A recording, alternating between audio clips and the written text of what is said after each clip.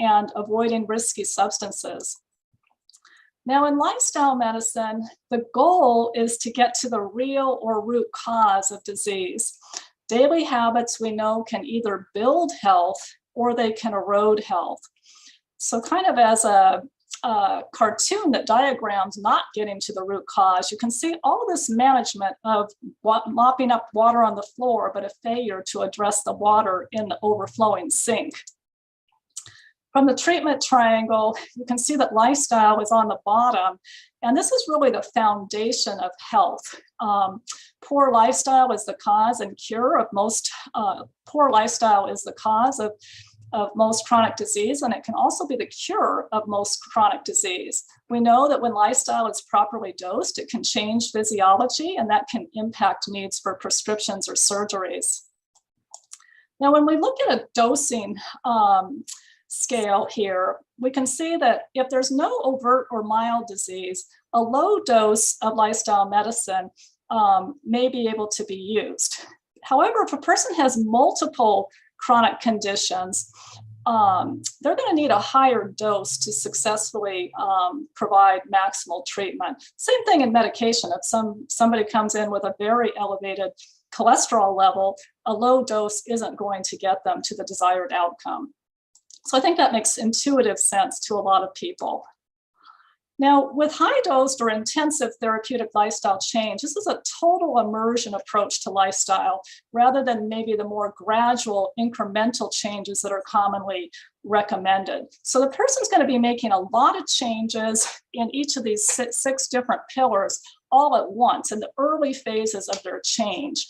And I know this is an area that sometimes can, get people kind of heated up, because there's a lot of viewpoints on whether the gradual, more incremental change or the total immersion change can be more effective. And I think it depends on the person and depends on what goals the person has. Now, with the total immersion approach, this is extremely valuable and especially beneficial for participants who need to turn around a large number of health conditions quickly to rapidly improve their health. So with these type of change programs, it generally is going to include an expert care team with physicians, behavioral health professionals, exercise specialists, plant-based dietitians, and health coaches. Medical supervision and monitoring is provided. Deprescribing of medications can often occurs when the patient starts the program or within a few days, because rapid treatment effects can occur, such as increased insulin sensitivity. By definition, high-dose lifestyle medicine provides multiple sessions over a short period of time. In an outpatient setting, it's going to be 8 to 20 sessions, at least 60 minutes per session, meeting at least once a week. In a residential format, where a person may fly to a lifestyle medicine facility or a hotel-based program, they're going to be at least 10 consecutive days, sometimes up to 18 days or more. It's the integration of the lifestyle medicine pillars that gives the fast change. And so those pillars are all going to be used consecutively. And again, as I've mentioned before, evidence-based interventions and health outcomes are measured. So we have the Health 180 program here at Loma Linda. And so we're going to see what it was like from one of our recent participants to jump full in. So let's take a look at what Joe's experience is. All right, Joe, can you tell our audience about how it was for you in the past to be making gradual lifestyle changes versus these intensive lifestyle changes that you embarked on in this program? Well, I think what happens is when I go to the doctor, I went to Dr. Wilson, and then they say, well, you need to improve here, or you need to do this. And I go, yeah. And then I go home, but then somehow I get derailed, or I don't know, I don't stick with it. So then when she showed me this brochure and says, we got this intensive thing and it's going to be 10 weeks, I knew it was totally immersive and I had to totally commit. So by doing that, once the program was over, I've stayed with it because I was in it for so long. It became like a habit, like second nature, as opposed to just being told, okay, you need to make some changes. Okay, I'll see you next year at my checkup. this was so valuable to be in it for so long. It was a total commitment on my part and on the part of the doctors as well. So you can see from Joe's testimonial that he actually had more success doing the total immersion approach versus when he tried to make smaller lifestyle changes in the past. Now, the first pillar I want to look at in a little bit more detail is the nutrition pillar. And a lot of times people will ask, now, what is a whole food plant-based diet? I feel like my eating's pretty good. And you can kind of look at a continuum of eating where maybe the standard American diet's down here at a 0 and the whole food plant-based, no oil, no sugar, no minimal salt is at a 10. And there's a lot of room for movement. And so a Mediterranean diet, for instance, might be about in the middle, whereas a whole food plant-based diet is going to be more towards the other end of the spectrum. So you're getting a high dose. So these are unprocessed or minimally processed foods as they exist in nature. More than 95% of the calories are coming from fruits or vegetables, raw or cooked, whole grains, legumes, nuts, and seeds. The goal is to maximize the consumption of nutrient-dense foods. These foods not only feed your body, but they also help to heal the body. So this is really important. And then also minimizing or eliminating processed foods, oils, refined sugars, and animal foods. Now, with 95% of the calories coming from these foods, there's really not much room for the foods down here on the bottom. On a standard 2,000 calorie diet, that's going to be 100 calories or less coming from animal-based products. So this is really quite minimal. So let's check in with Joe again and see what it was like for him to do a full jump into the healthy eating, whole food, plant-based experience. Was there any parts of the program that really surprised you? Yeah, it surprised me at how, I'm a meat eater. And so when I went into this, I was kind of like, oh, this is going to be not fun. But what surprised me was, A, it was fun, and B, how tasty the foods are. Like I said, vegetarian tacos, vegetarian burgers, vegetarian meatballs and spaghetti and meatballs. I mean, no, I really enjoyed the food. I'm really surprised at how much meat I eliminated.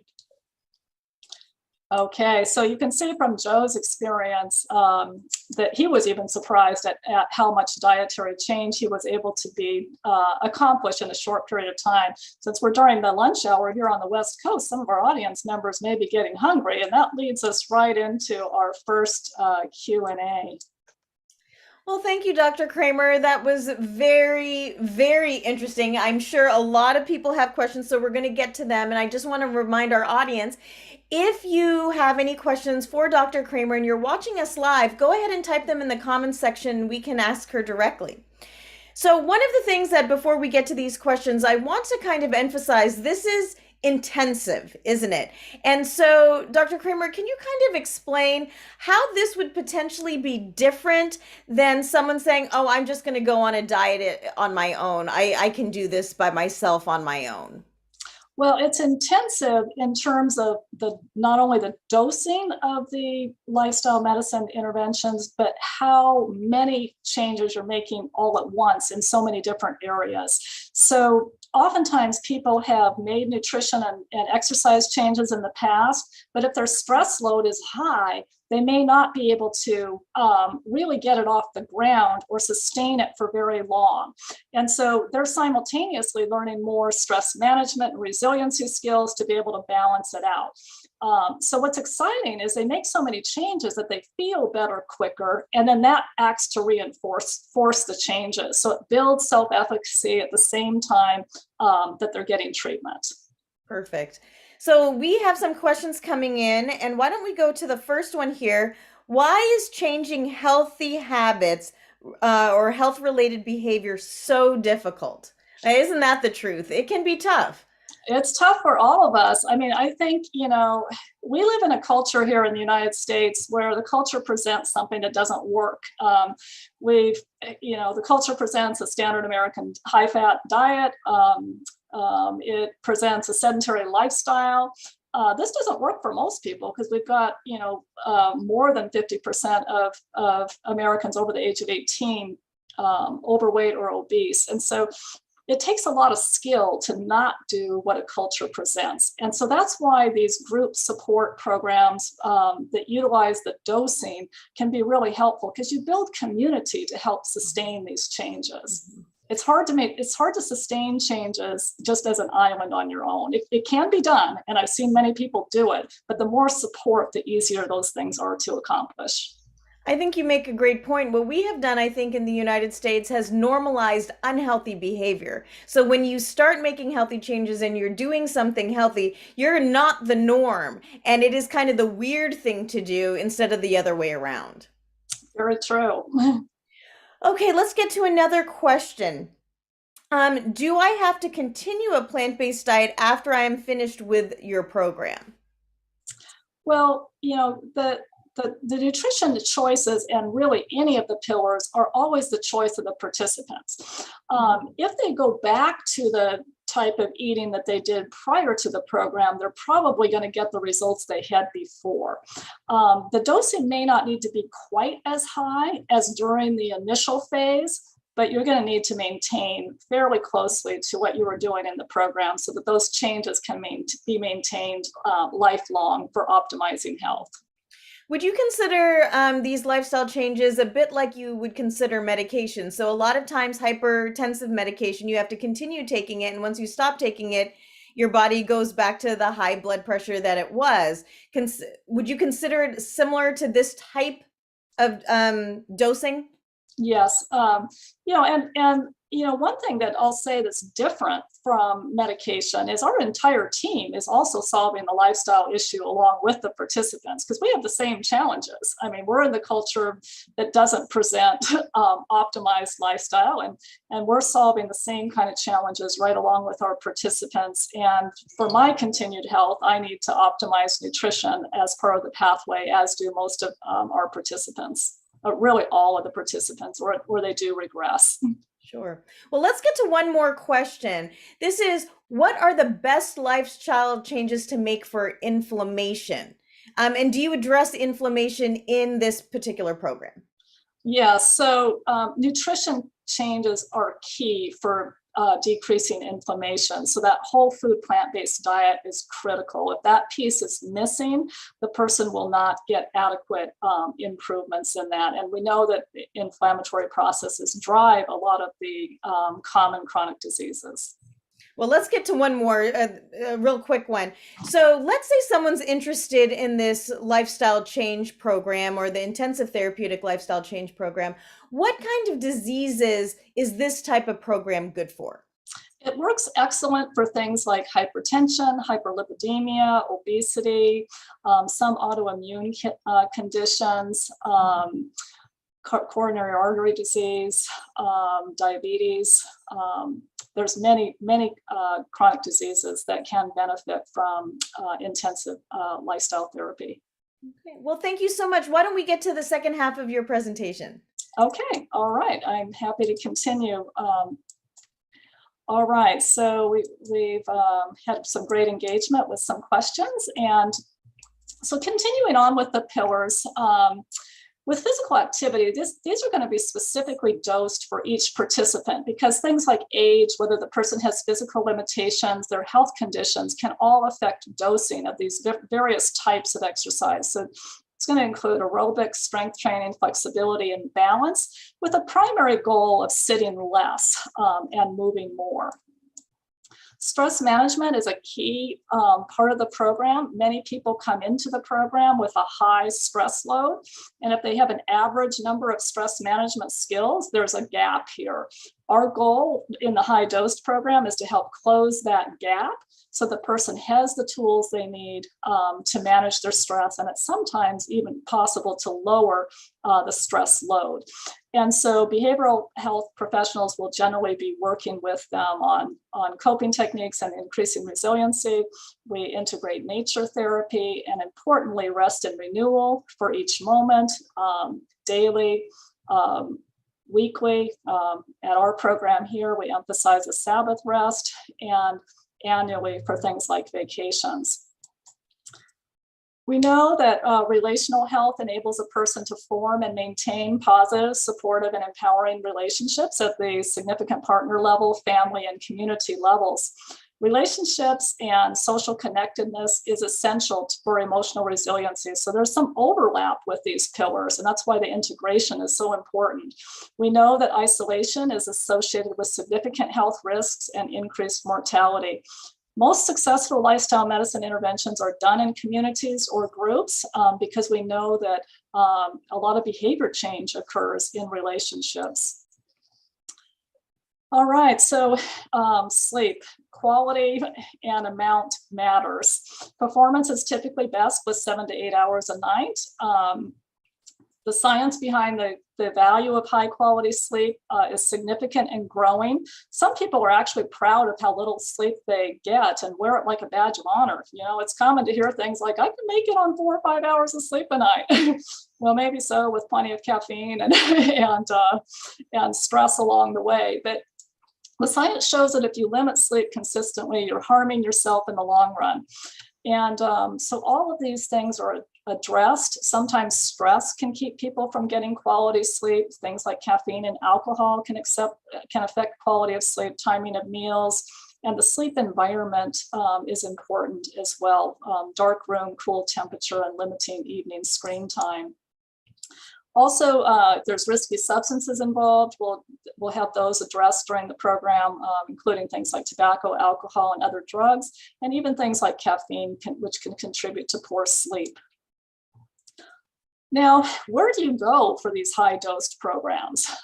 Some of them are done in residential settings. These are generally at a lifestyle medicine facility or a hotel-based. They're physician-supervised. Whole food plant-based meals are prepared by staff and sometimes even chefs. There's exercise several times a day that you do with an exercise physiologist or lifestyle coach. Typically, there may be 10-minute exercises, walks established after each meal to help improve glucose utilization.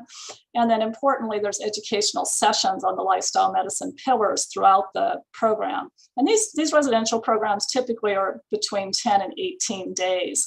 So the person does have to devote time to fly into a program if it's not local, and take time off work to do these. But you're full in, and there's can be some real advantages due to the close monitoring. Now, some of the challenges with these type of programs are when you get home, there's a steep learning curve on how to actually get all this stuff integrated in your day-to-day life. I will say that most programs that are done in residential settings also include cooking classes to help facilitate that transition. And a couple of examples of this program: the McDougall program in Northern California, the New Start program in Weimar, California, the Preventive program in Florida, are just a few examples of residential programs. Now, with the outpatient high-dose lifestyle medicine programs, these are offered in a variety of settings, including medical groups, work sites, communities, sometimes church-based settings, and more recently, virtual and web-based programs are available. And these have some advantages because they're typically lower in cost. The person is implementing lifestyle changes in their usual environment. So they're solving, how do I do my plant-based nutrition when I come home from work stressed and I don't want to have I don't have time to cook, I want to get fast food, but how do I do this? How do I have quick and easy things that I can grab quickly on the go? And so these tend to be more convenient for the patients because they may be available in their local area. And that convenience makes it easier for follow-up with the lifestyle medicine professional team.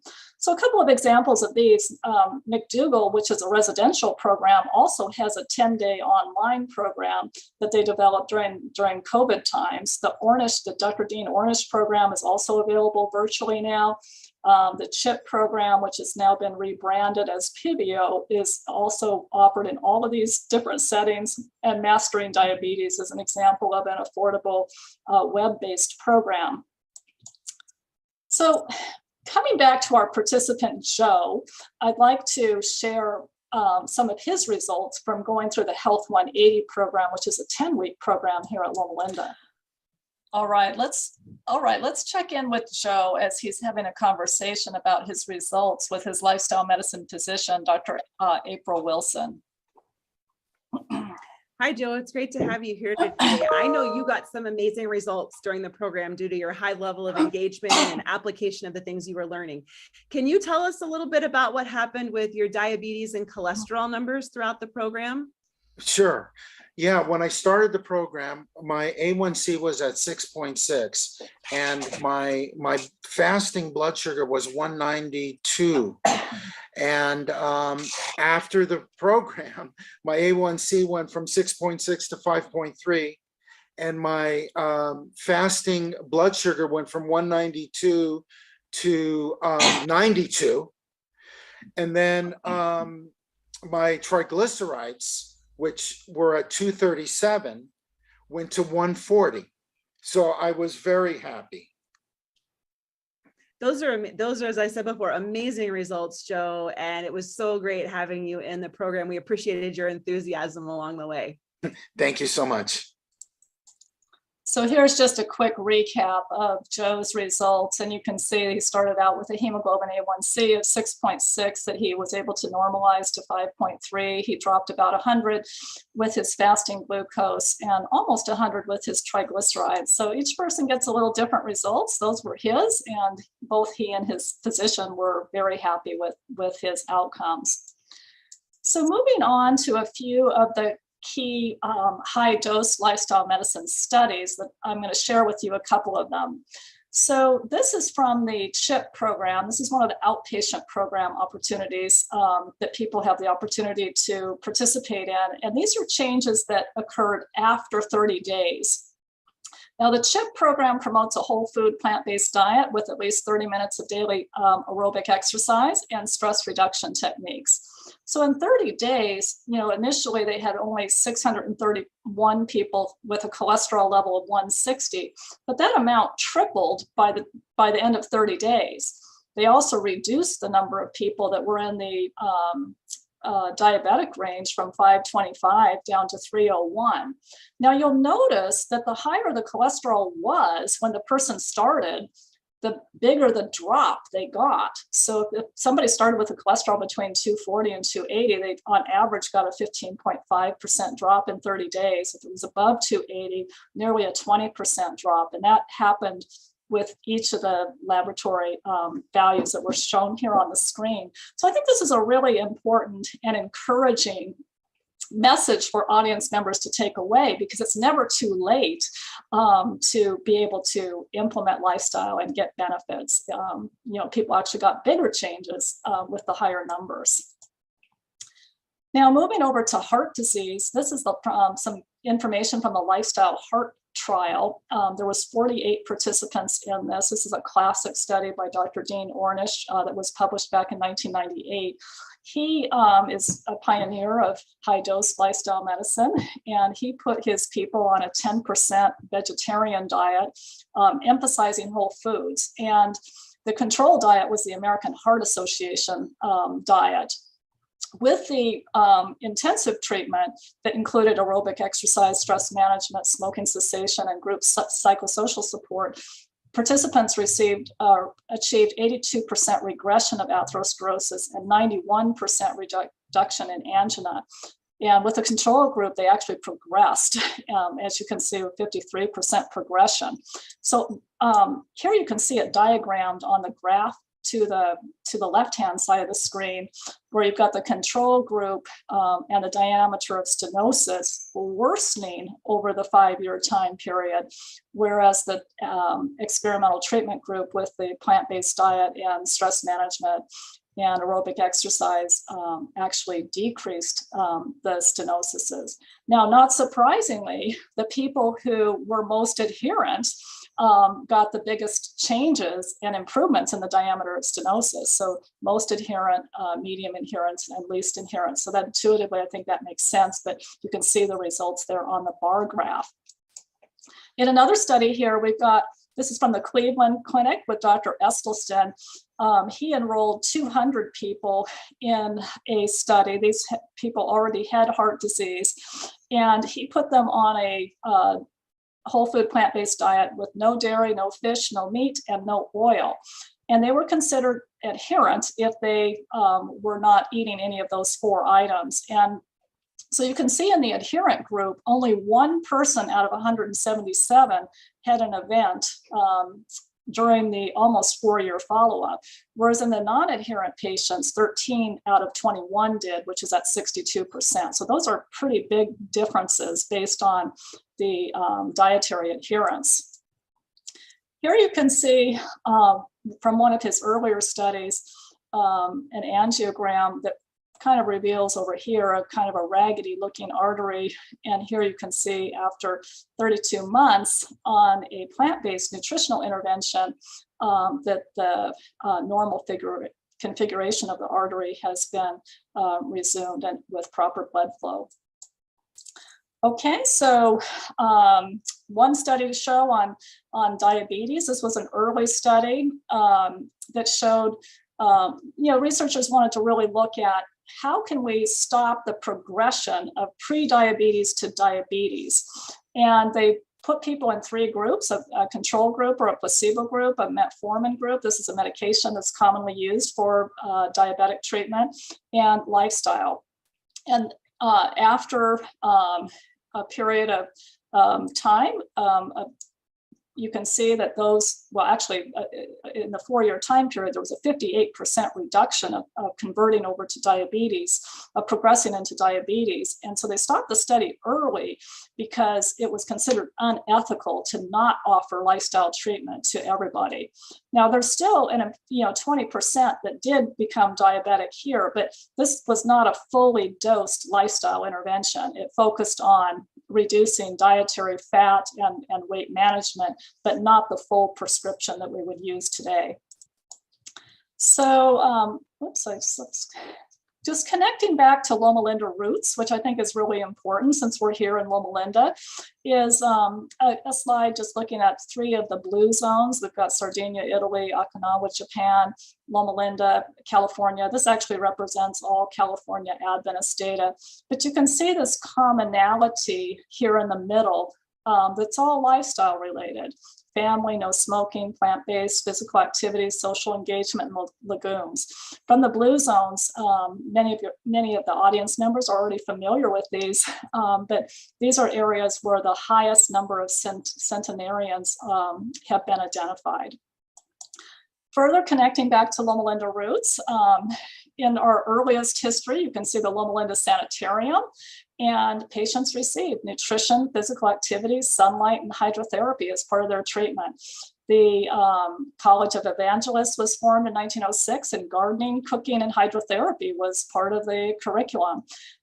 In 2021, we added the Health 180 program here at Loma Linda, which is our high-dose program. We're one of the few high-dose lifestyle medicine programs at an academic center. So I do want to note that as I'm sharing that with the audience. And this high-dose approach has helped many patients get healthier, and at times some have achieved remission of diabetes, hypertension, hypercholesterolemia, and other conditions. It uses all the lifestyle medicine pillars we talked about in the presentation, and is great for people who have medical conditions such as these on the screen. If anybody is interested in getting more information on the program, for upcoming program dates, information or associated costs, you can call the number on the screen. So just concluding, we took a look at the lifestyle medicine and the 6 key pillars. What is high-dose lifestyle medicine? Couple of different types of lifestyle medicine change programs, a few key studies, and the Health 180 program. So I think we're leading back into our final Q&A. Well, thank you, Dr. Cramer. I love that you presented lifestyle does make a difference, and it has been scientifically proven. All of those studies are very, very encouraging. We don't have very much time for questions and answers now, but let's get to a couple of them very quickly. So one of them is basically, what dietary traps do vegetarians and vegans, which is kind of what we're promoting here, kind of need to look out for not to have an unhealthy diet? Because we can't just assume just because I'm vegetarian or vegan, I'm automatically healthy. Right. Oftentimes it's processed foods that get in the way. They're prevalent and around everywhere. Sometimes oils can be too high, or sometimes when people have a lot of chronic medical conditions, they really need to fine tune the whole food plant-based diet. For instance, when my mother did a residential program up in Northern California 7 or 8 years ago, she learned that she had to really increase the amount of vegetables and decrease the amount of easy things she was doing, like shredded wheat and whole grain toast, because for her, with her limited physical activity with her heart disease, she needed a maximally dosed vegetable intake to be able to achieve remission of her diabetes. So processed foods, oils, sometimes having a little bit more semi-processed grains need to be looked at. And I would assume sugar as well. Oh, definitely. Sugar is always a part of often a part of processed foods. Definitely sugars definitely need to be addressed. I'm going to combine two questions here. We had a question regarding motivation. How do I stay motivated? But that also goes to another question that we had is, how are your outcomes a year out? Do most people keep this kind of lifestyle up? You know, there has been a lot of success, and you saw that from a couple of the studies on the heart disease, where, you know, more people were adherent than not. And so people want to maintain the results they get. Now, that being said, anybody can slip or relapse, and you want to have strategies in place to be able to build that. We teach our patients that a slip is just a slip. It's not it may be just a stumble, not a fall.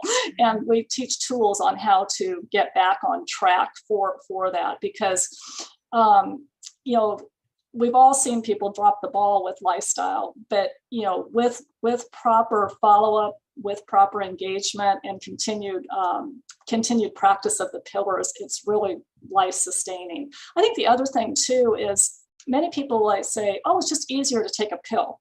Mm-hmm. But when you look at medication compliance, it's not that great after a year either.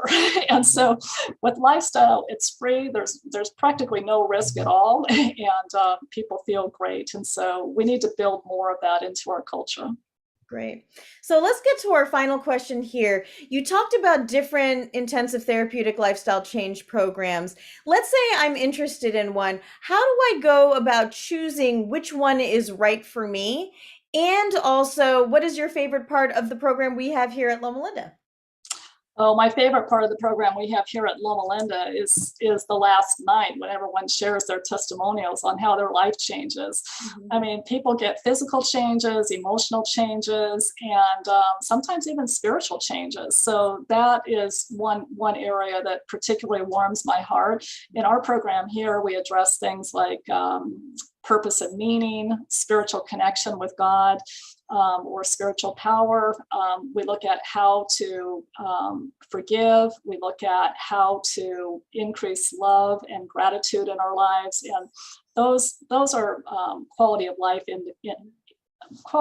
achievements that are really just invaluable. So, you know, in choosing a program, I think, you know, you want one that's accessible. If you don't have one in your area, the virtual or web-based programs are generally going to be your best option. Check local churches. Some of the Seventh-day Adventist churches run programs, and check with your local hospitals as well, because some of them do have programs. Some of them also have programs that are available.